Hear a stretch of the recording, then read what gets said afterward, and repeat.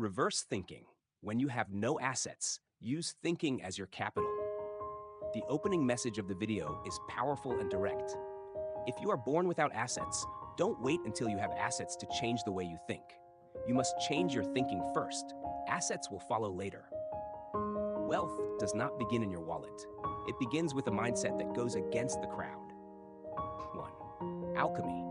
Turning complaints into golden data. While society drowns in the noise of complaints, from offices, social media, to sidewalk tea stalls, the Jewish mindset chooses to listen rather than complain along. Philosophy. Where there is complaining, there is money. Complaints are market data, signaling unmet needs and unresolved pain points. Application. Instead of opening luxury restaurants in overcrowded areas, they open pawn shops in poor worker districts, where people urgently need cash, or hourly childcare services in shopping centers, solving mothers' pain points. Deep lesson. Don't complain with the crowd. Step back, analyze the complaints, and find the market gap you can fill. 2. Position yourself in the flow of value. Many people work hard their entire lives, yet remain poor because they stand in the wrong position within the value chain. The trap. We often ask, how much do I earn? Instead of, where is the value I create flowing to? River mindset. Imagine value as a river. Those upstream set the rules, those midstream distribute, and those downstream, pure laborers, only carry water home to cook. If you create content, who owns the platform? If you sell products, who controls the supply? Action. Stop accepting a downstream position forever. Gradually move upstream by owning processes, building a brand, or creating reusable products. For example, selling design templates instead of trading time for each drawing. 3. Multi-generational vision. Building for inheritance. The greatest difference between fast rich people and sustainably wealthy people lies in their time horizon. Mindset. The poor think in days, the middle class think in years, but Jews think in generations. They don't work merely to survive today, but to build a trade for their descendants. Evaluation criteria. A business model worth pursuing must answer 3 questions. Can it last for the next 30 years? Can it be passed on to the next generation? Does it create community value and reputation? Reality. A street-side sandwich cart may start as survival, but with the right mindset, it can become a system, a family brand that sustains generations. 4. Redefining failure and weakness. The Jewish mindset turns the most negative things, failure and weakness, into net assets. Failure as profitable tuition. They are not afraid of falling. They fear falling without learning. A failure costing $100,000 is acceptable if it yields lessons worth $1 million. Failure is not for mourning. It is a draft blueprint for building stronger next time. Weakness as a bridge. Instead of hiding weaknesses, they use them to build empathy and trust.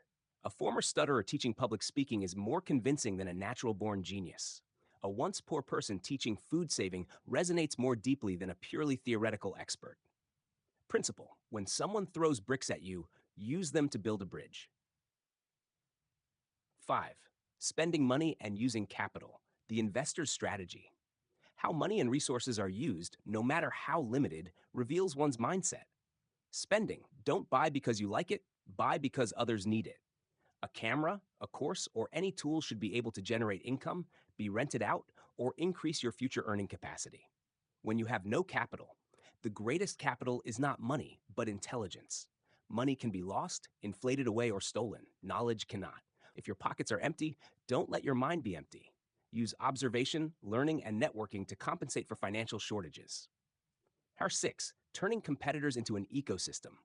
Instead of a zero-sum mindset, Jews choose symbiosis. Strategy. Cutthroat competition only drains energy.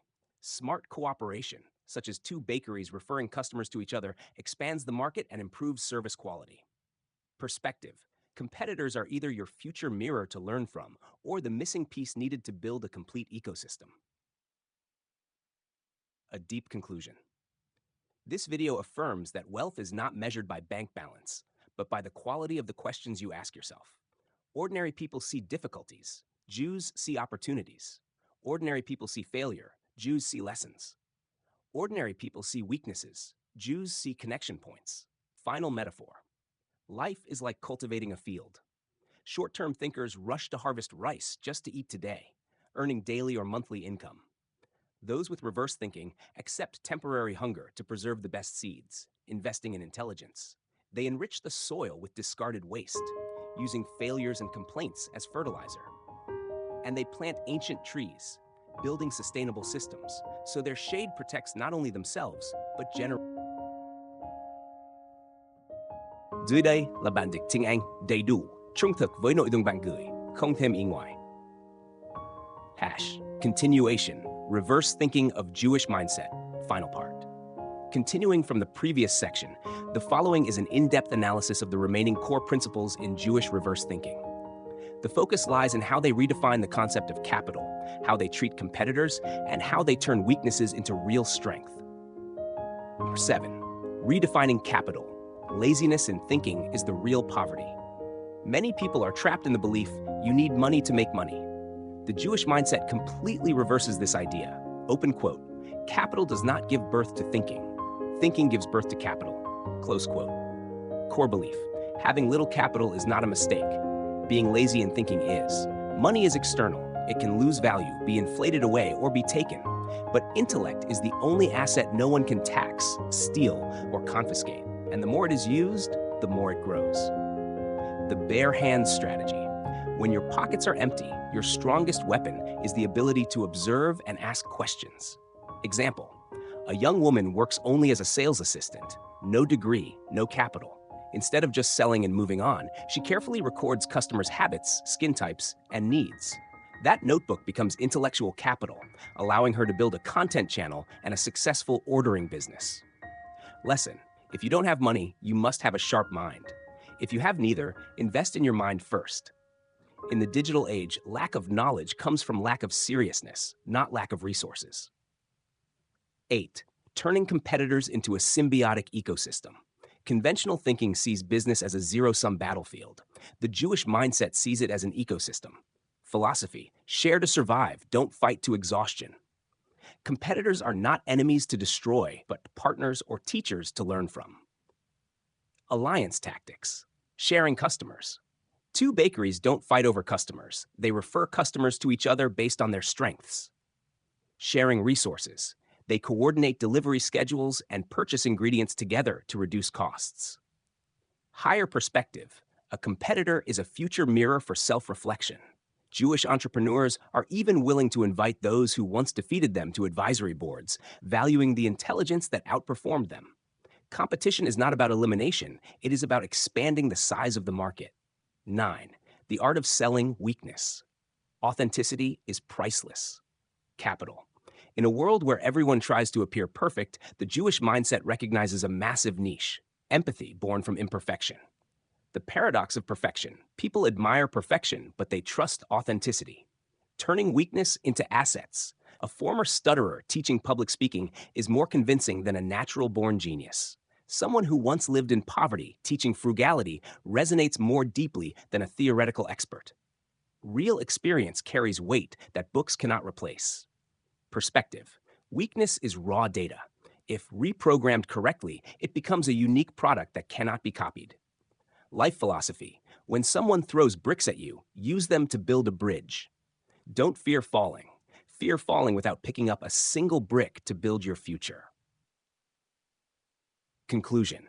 Wealth is a system of thinking. The closing message is clear and powerful. Open quote, wealth is not measured by the money in your wallet, but by the quality of the questions you ask your life. Close quote. The difference lies not in the starting line, but in the lens through which the world is viewed. 1. Hearing complaints. Ordinary people complain. Laugh, Jews see opportunity. 2. Working. Ordinary people count salary. Jews locate their position in the value flow. 3. Spending money. Ordinary people buy for pleasure. Jews buy to invest and generate returns. 4. Facing failure. Ordinary people feel shame. Jews document it as tuition. 5. Facing weakness. Ordinary people hide it. Jews use it to build trust. Final advice. Don't wait to be rich to think differently. Think differently first. Assets will follow. Life begins to change the moment you stop asking, why is my life so hard? And start asking, whose life is better because of the value I create?